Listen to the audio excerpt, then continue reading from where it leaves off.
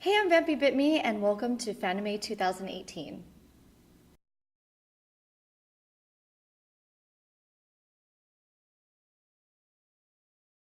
I'm so excited to be back because it's one of my favorite conventions. Yeah. It is my hometown, so Right. it's nice.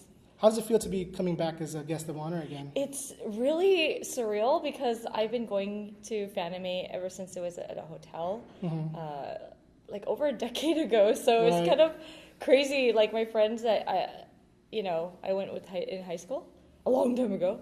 So it's like aging me. But yeah, like they're like, you're a guest now? This is so weird. Like, what the hell? So it's really cool. So you never saw yourself having a career with doing what you're doing now?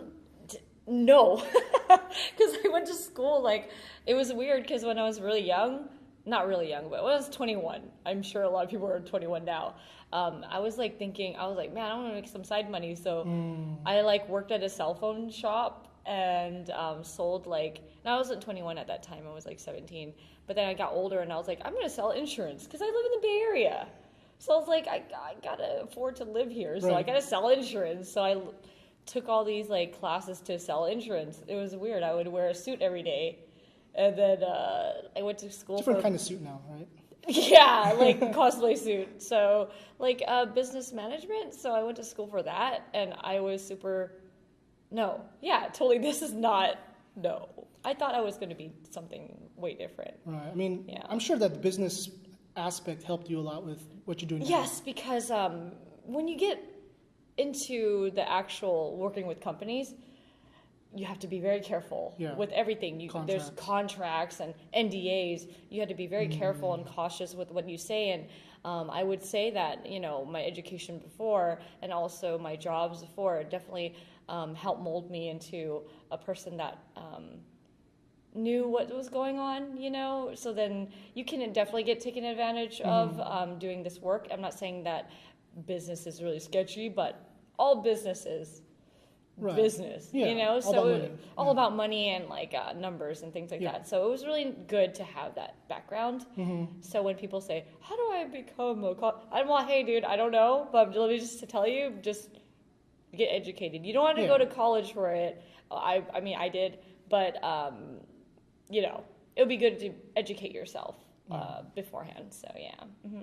So I mean, have you ever thought like down this road that you wanted to just stop and totally do something? Oh yeah, all the time. Really? It's really weird. Like I'm just totally being honest with you, and I don't think I've ever explained this ever online. I do think about quitting all the time because I'm like, I do this as a passion still. Right. You know what I mean? Like, a lot of my costumes are not popular anime because I only do things that I know and or experience or played. Because the thing is, it sounds really dark, but if I die tomorrow, I want to know that I lived my happiest life doing what I want to do. Right. So there's a lot of jobs I could get, but I don't know anything about it, and I'm just like, eh. But if I do get a job, I try to educate myself with it, like anything that, you should do for a job. But generally, no, I kind of just think about the future, like I'm not going to be young forever. I'm tired a lot, because these are long hours, I don't sleep much. So making my own costumes, doing my own social media, doing like packaging myself, like it's kind of crazy. I should hire someone, but I like to still make it very personal to me. So that's really hard for me to let it go because other people who make way more money and do all this stuff is great. Like they really treat it as a business, but I'm very personal with everything I do. So that's what's going to kill me, I think, at the end. So, but I do want to change my career because I want to help other people get to where they want to go. So that's why a lot of my my conventions, my interviews are generally about other people because I want to have other people do what we do too, and also realize that it's not glamorous all the time. It's not. None of this is glamorous. Maybe a couple hours is. And then, like in the rest is work. Yeah, it's work. So I love it though. I mean, do you feel like you have to sacrifice something to be successful? Everything. You sacrifice everything. Like you sacrifice time with friends. I barely see my friends a couple months at a time, and they'll see me online more than and I probably see you more than some of my other friends. It's kind of crazy, actually. You sacrifice a lot because you think broader in your job. You want to help more people. And for me, I want to make people, not inspire people, because you get inspired by different stuff. Yeah. I get inspired by different stuff, but I want to make an impact of like a message. Right. So that's why I work really hard every day. So, and I tweet things that are inspirational because I feel it. So I know that I had a dark time, like many times in doing art because my parents were never okay with it. Right. My friends are always like, what the hell's wrong with you? So I always try to say, hey, it's okay to be you. It sounds cheesy, but just want to push that out there because it might help somebody. Yeah. So it's nice. I will continue doing it as long as I can, Let's talk about more happy things. Like San Jose. Serious. Oh, shoot. Yeah. So what does San Jose and Fanime mean to you? Oh, man. San Jose is my home. Right. Like, I was born in Oklahoma, but San Jose to me is my heart because my family's here. I grew up with all my friends here. I'm still friends with my friends from like 20 years ago. Right. Or 25 years ago even. We have so much... in San Jose, you'll never... Like, for me, it won't feel like anywhere else. I'm sure everyone else feels like this where they grew up. But me, it's like...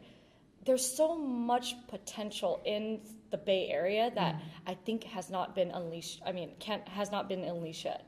Because it's very, very...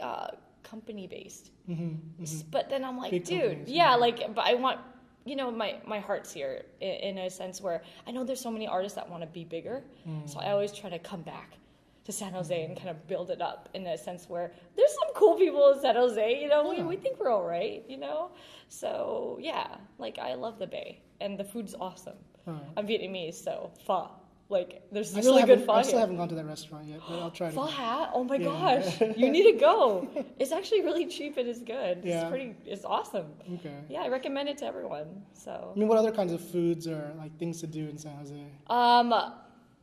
People like to, just hang out at each other's house. That's what people do. They don't really do much. It's like a family. It's like a family kind of thing. Like, people don't really do too much because there's not too much to do. There's like partying. People like to party, but that's everywhere, But generally, I think people in the Bay, they just like to chill at the house and like cook for each other and normal stuff. But that's what I experienced. Yeah. So it's like family-like, Okay. So what about Fanime? Fanime?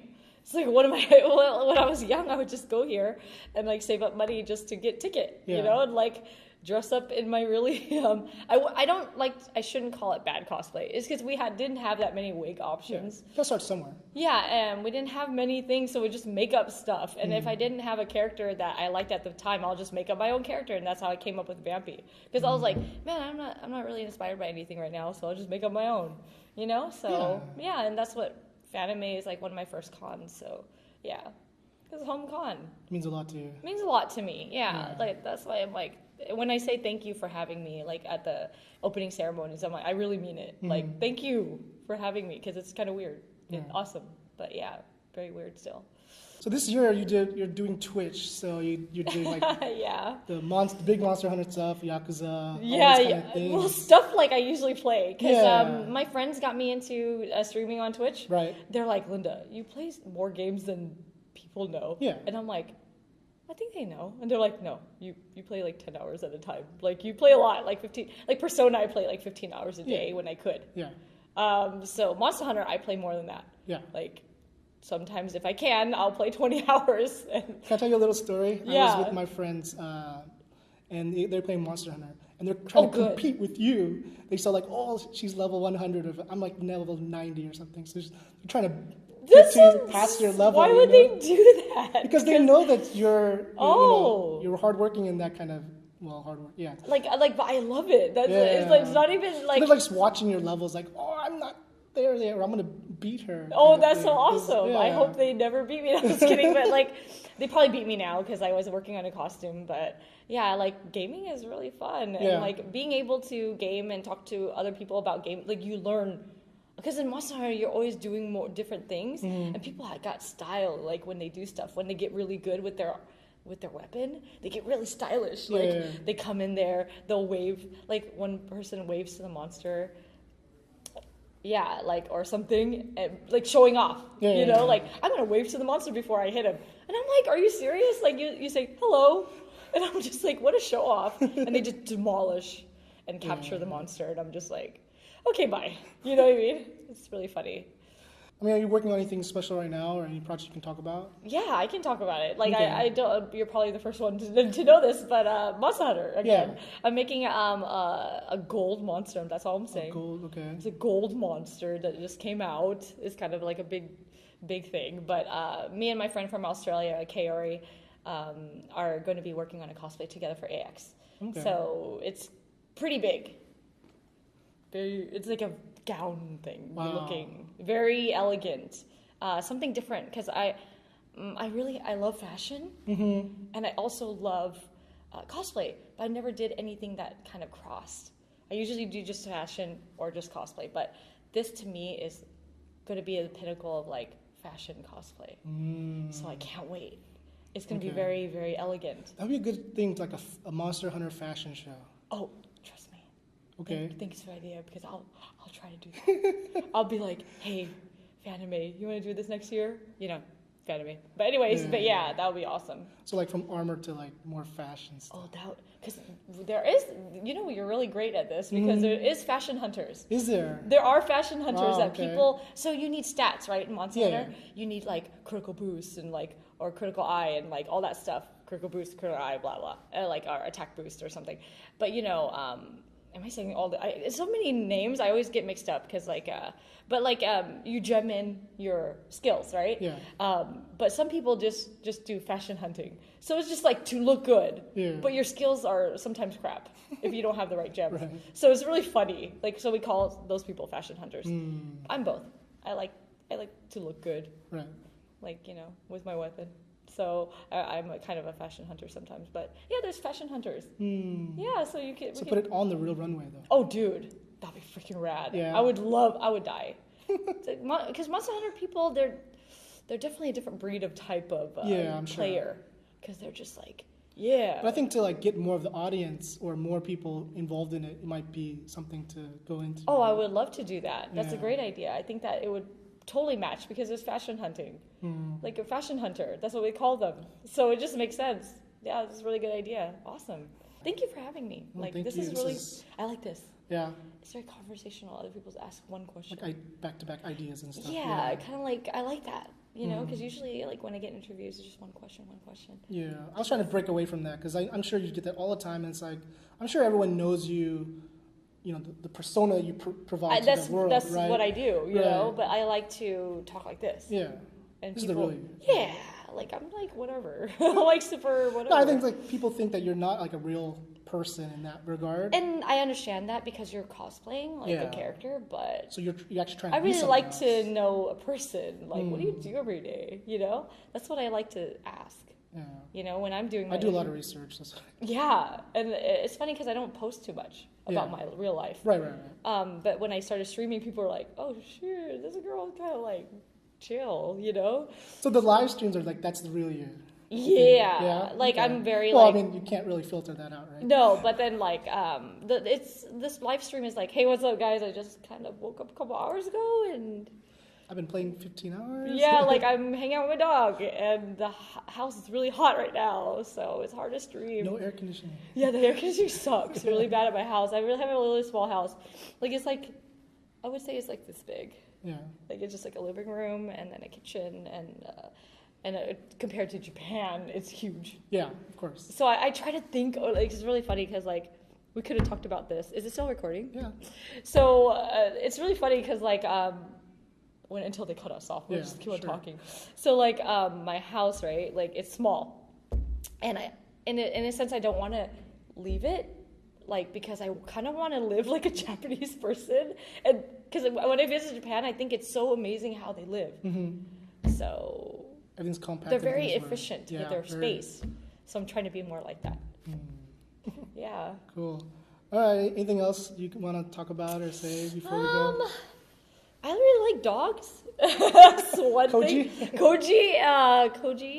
Kabuto is really awesome. And yeah, like I like seeing people with the pictures of their dogs. It's really weird, or cats, because it explains a lot about themselves. Oh, really? Yeah, it's really weird. And they kind of look like their pets when you kind of like look at the pet. Yeah, because there's a reflection of like what they like and who they are in a sense. And Koji is like me, like the real me. Like I'm kind of lazy. Like I want to be lazy and sleepy all the time. So when I see him, it's very comforting, you know, like he's like always sleeping and eating. And I'm like, oh, I want to do that. I want to be Koji. And I just hold him. And it's like a baby. So yeah, that's really random, but I like to look at people's pets. Yeah. Okay. That's what I do. I don't have any pets, so... No, it's okay. You can look at Koji. I have kids. Oh, you have kids, exactly. That's kind of like... Yeah, those are crazier than pets, but yeah. Okay, great. Well, thank you very much. Thank you so much for this again. Thank you for watching. Hope to see you soon.